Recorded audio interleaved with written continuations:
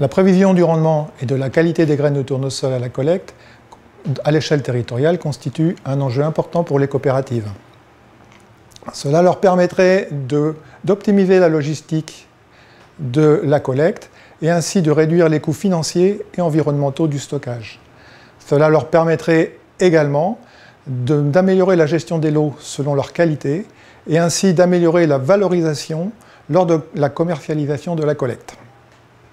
Compte tenu de ce constat, l'UMT Tournesol s'est donné comme objectif de produire des outils, des références et des méthodes pour la construction d'un simulateur pour la prévision du rendement et de la qualité du tournesol quelques semaines avant sa récolte à l'échelle d'un bassin de collecte. Nous avons choisi une approche mobilisant des modèles de complexité diverses et des estimations d'indices foliaires par voie de télédétection satellitaire.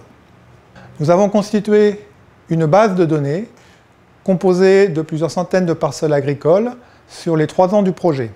Ces parcelles agricoles nous servent de bassin de collecte d'études.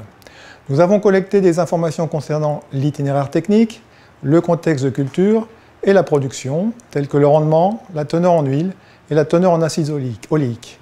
Nous avons également collecté des images satellitaires, principalement issues des satellites Landsat 8, Deimos, Spot 5 et Sentinel-2A. Je vais vous présenter des résultats de simulation du rendement obtenus avec des modèles corrélatifs simples à une ou deux variables explicatives et un modèle de culture plus complexe, Sunflow. En ce qui concerne les modèles corrélatifs simples, nous avons sélectionné 2 variables explicatives du rendement sur la base de nos connaissances antérieures.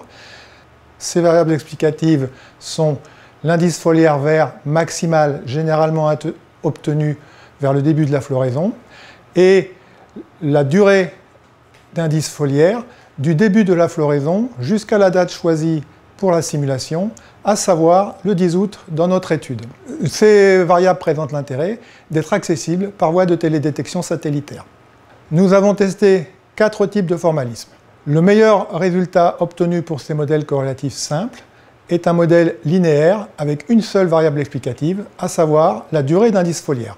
Si l'on regarde notre base de données, on s'aperçoit que le rendement moyen observé est de 22 quintaux par hectare. Les résultats obtenus avec le modèle corrélatif ne sont supérieurs que de 0,4 quintal par hectare aux données observées et la qualité de prédiction est de 4 quintaux par hectare.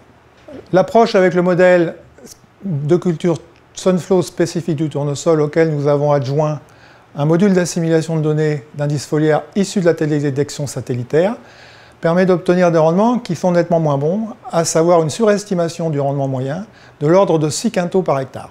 Dans le cadre de cette étude, on s'aperçoit donc que les modèles corrélatifs simples sont les plus pertinents, paraissent les plus pertinents pour prévoir le rendement. Ils nécessitent néanmoins une base de données d'apprentissage assez conséquente, comprenant des rendements et des valeurs d'indices foliaires issus de télédétection. Et la qualité de la prévision va être grandement influencée par la qualité de cette base de données d'apprentissage.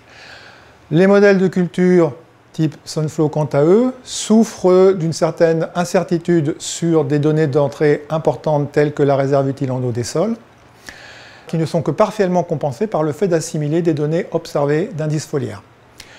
Ces résultats font l'objet d'approfondissements et de confirmations dans le cadre d'un projet soutenu par l'Institut Carnot, Plant2Pro.